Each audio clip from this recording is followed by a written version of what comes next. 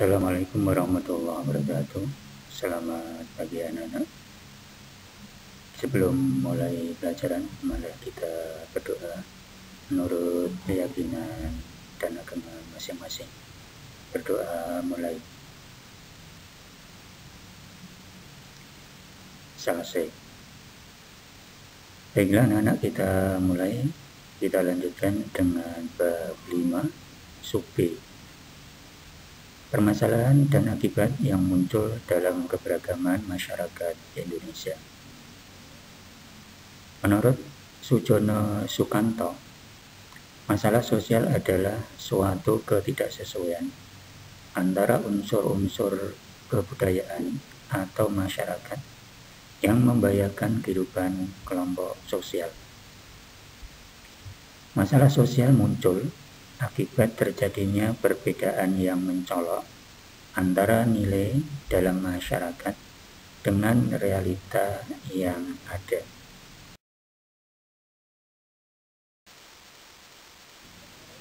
Faktor penyebab masalah sosial dapat dikelompokkan menjadi 4. 1. Faktor ekonomi. Misalnya karena tidak seimbangnya antara pendapatan dengan pengeluaran. 2. Faktor budaya. Gaya hidup yang cenderung meniru budaya asing juga memicu munculnya masalah sosial.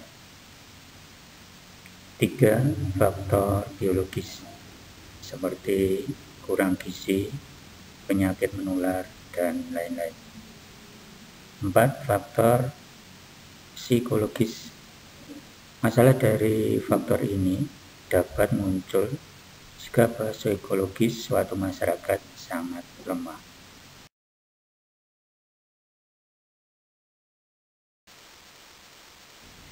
Unsur-unsur kebudayaan secara universal yang dapat ditemukan di seluruh dunia. 1. Sistem agama. Kepercayaan atau religi dan upacara keagamaan. Kita bisa lihat dalam gambar suatu upacara ngaben yang dilaksanakan di Bali.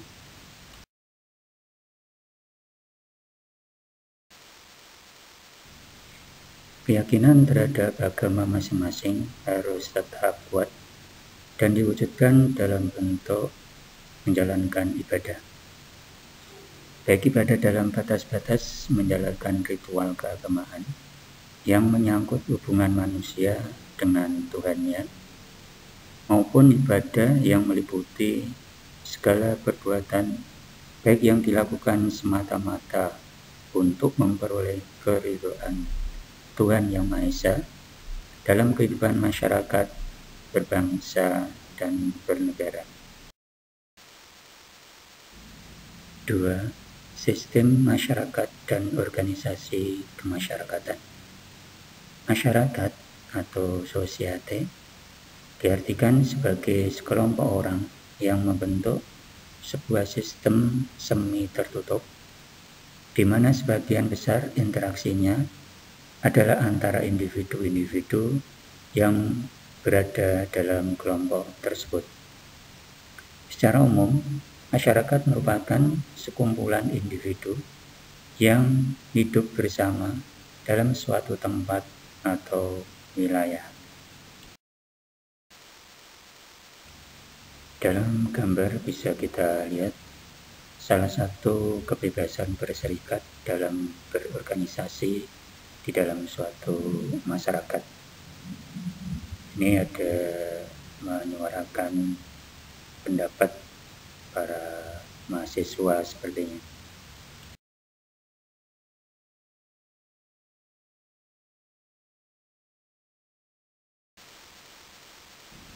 3. Sistem pengetahuan. Sistem pengetahuan yang dimiliki masyarakat merupakan kunci berkembangnya suatu peradaban.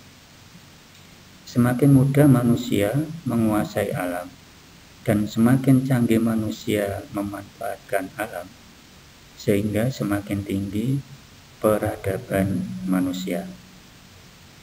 Sistem pengetahuan umumnya diperoleh melalui beberapa cara, yaitu secara formal, informal, dan non-formal. Secara formal yaitu pengetahuan manusia diperoleh melalui lembaga-lembaga formal, legal, terstruktur, dan terorganisir melalui institusi, misalnya sekolah, akademi, dan universitas.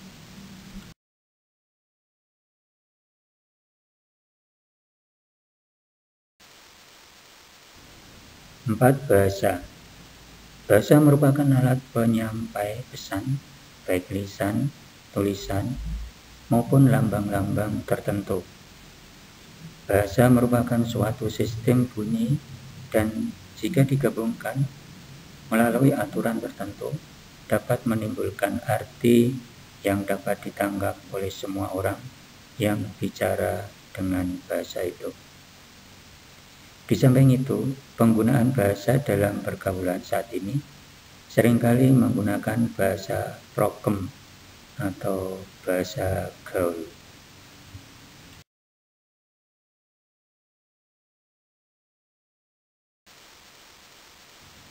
5. Sistem mata pencarian.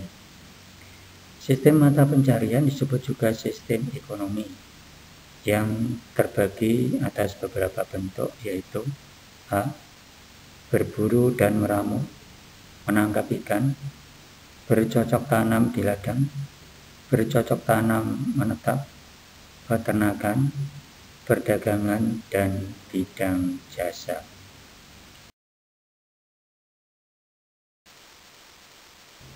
6. Sistem teknologi dan peralatan.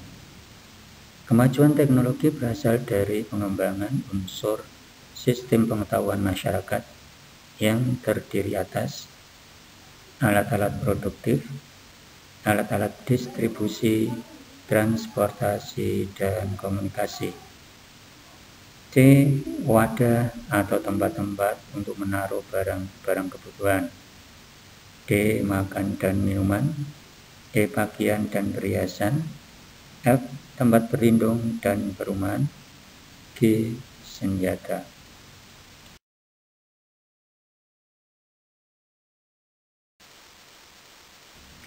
7. Kesenian. Menurut William A.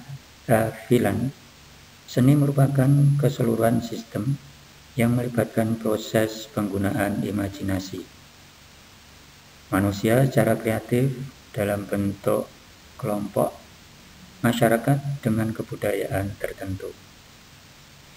Seni dapat menjadi 3 bagian, yaitu sebagai berikut: seni rupa, seni lukis, seni patung, dan seni ukir. Seni sastra, puisi, dan prosa. Seni pertunjukan, seni tari, seni drama atau teater, dan seni musik.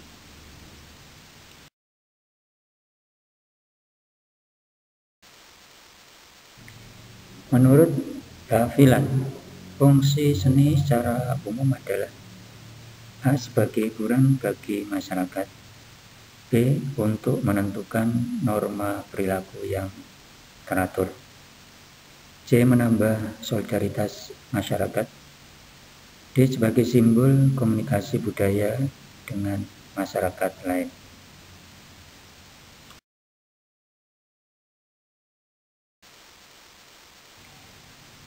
Demikianlah anak-anak pertemuan kali ini pada pembahasan permasalahan dan akibat yang muncul dalam keberagaman masyarakat Indonesia.